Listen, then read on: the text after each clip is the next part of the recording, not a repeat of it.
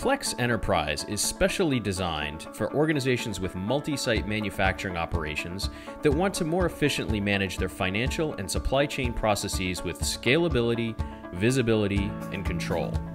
Let's take a look at how Plex Enterprise allows you to create a hierarchical relationship among business entities that exist in your enterprise. For example, the Submit Payments transaction here has Detroit as the controlling entity, while other regions are represented as contributing entities. This means that designated users in Chicago, Mexico, New York, and Europe can submit payments for their regions at the same time users in Detroit can submit payments locally and for any of the connected businesses. On the other hand, Authorized Payments setup has Detroit as the controlling entity for Chicago and New York. However, in the case of Europe, Mexico is identified as the controlling entity for Authorized Payments to help consolidate all foreign currency payments, for example. Using the same hierarchical relationship, Plex Enterprise makes the management of chart of accounts across entities a breeze and yet allows you to remain in control.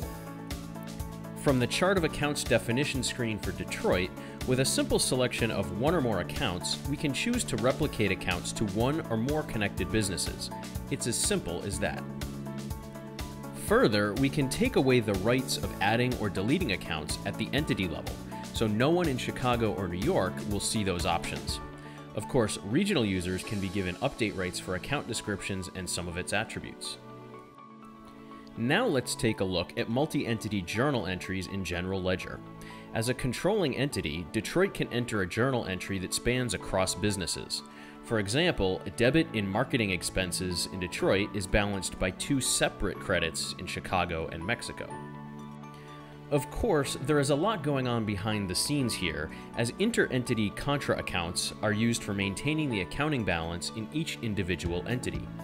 This becomes evident from the account transaction report that shows due from accounts are used to balance journal entries in Detroit, while due to accounts are used to balance journal entries in Chicago.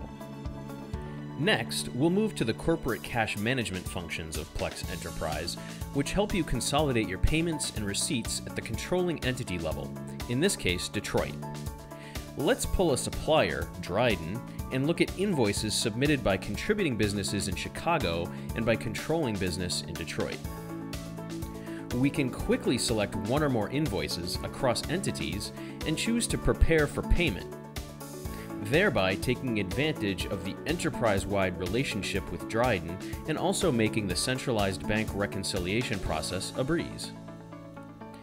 Similar benefits can be drawn from accounts receivable, where enterprise-wide customer credit check limits can be utilized to confidently prevent any unauthorized shipments of orders, no matter which entity is dealing with that customer.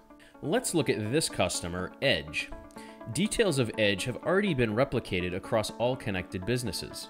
You can see that this customer has an enterprise-level credit limit of $500,000, and of which about $300,000 limit is still unused. We can go to the AR aging report and look at consolidated transactions for this customer and see invoices entered by various connected entities. With Plex Enterprise, you can take advantage of economies of scale, collective business terms, and consolidated management of funds while gaining visibility across your global operations for a holistic decision-making. You no longer need to rely on localized controls and manual management of inter-entity transactions. To learn more or to see a more detailed demonstration, please contact Plex at 855-534-8012 or online at plex.com/contact.